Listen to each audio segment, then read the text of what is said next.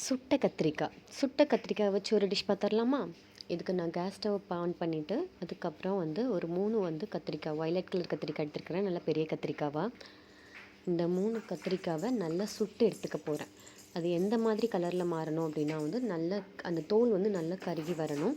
நான் ஃபஸ்ட்டு ரெண்டு கத்திரிக்காய் வச்சுருக்கேன், 3 வச்சேன். பட் அது அந்தளவுக்கு நமக்கு ஸ்டவ்வில் இடம் பத்தாதனால நான் 2 1 தனியாக எடுத்துகிட்டு இப்போ 2 கத்திரிக்காய் நல்லா இந்த மாதிரி கலர் வர வரைக்கும் சுட்டு எடுத்துக்கிட்டேன். அதுக்கப்புறம் இந்த சைடு ஒரு கத்திரிக்காய் சுடுறதுக்கு வச்சுருக்கேன். இந்த சைடு ஒரு பேன் ஆன் பண்ணிவிட்டு ஸ்டவ் ஆன் பண்ணிட்டு பேன் வச்சுக்கிட்டேன். பேன் வச்சு இதில் நல்லெண்ணெய் கொஞ்சம் ஊற்றிருக்கிறேன். நல்லெண்ணெய் ஊற்றிட்டு நல்லெண்ணெய் சூடானதுக்கப்புறம் எண்ணெய் நல்லா சூடானதுக்கப்புறம் கடுகு நல்லா பொரிய விட போகிறேன். அதுக்கப்புறம் கடுகு நல்லா பொரிஞ்சதுக்கப்புறம் வரமிளகா ஒரு 4 வரமிளகா, அதுக்கப்புறம் ஒரு பெரிய வெங்காயம் ஒரு வெங்காயம் ஃபுல்லாக கட் பண்ணி எடுத்துக்கிறேன். அதுக்கப்புறம் கொஞ்சம் கருவேப்பிலை போட்டு நல்லா இது எல்லாமே பொரிஞ்சதுக்கப்புறம் நான் வெங்காயம் சீக்கிரம் வேகிறதுக்கான ஒரு டிப் என்னென்னா லைட்டாக சால்ட் போட்டோன்னா அது நல்லா வெந்துடும்.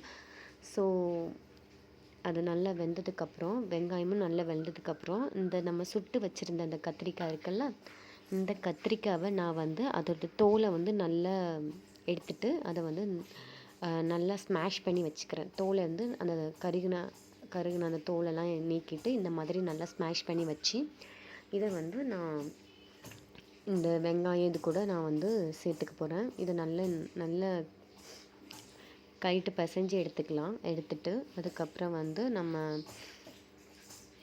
அந்த வெங்காயத்தோடு சேர்த்து அதுக்கப்புறம் கொஞ்சமாக புளி கரைச்சி வச்சுருந்தேன், புளி ஊற வச்சு கரைச்சி வச்சுருந்தேன். அதையும் சேர்த்து தேவையான அளவு உப்பு போட்டு நல்லா நமக்கு சுண்டி வர அளவுக்கு நல்லா வத்த விட்டோம் அப்படின்னா இது சூப்பராகவே ரெடி ஆயிரும். இந்த சுட்ட கத்திரிக்காய் இதோட டேஸ்ட் வேறு லெவலில் இருக்கும், பயங்கரமாக இருக்கும். நான் அந்த புளி கரைச்சி வச்சுருந்த தண்ணியும் சேர்த்துட்டு நல்லா ஒரு மூடி போட்டு வேக விட போகிறேன்.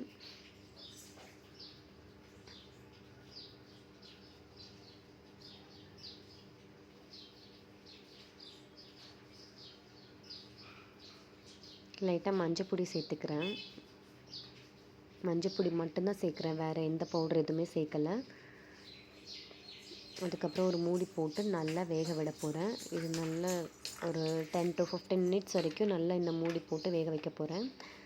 அதுக்கப்புறம் ஃபைனலி நம்ம சுட்ட கத்திரிக்காய் டிஷ் ரெடி ஆயிடுச்சு. இதை நான் நல்ல சுடு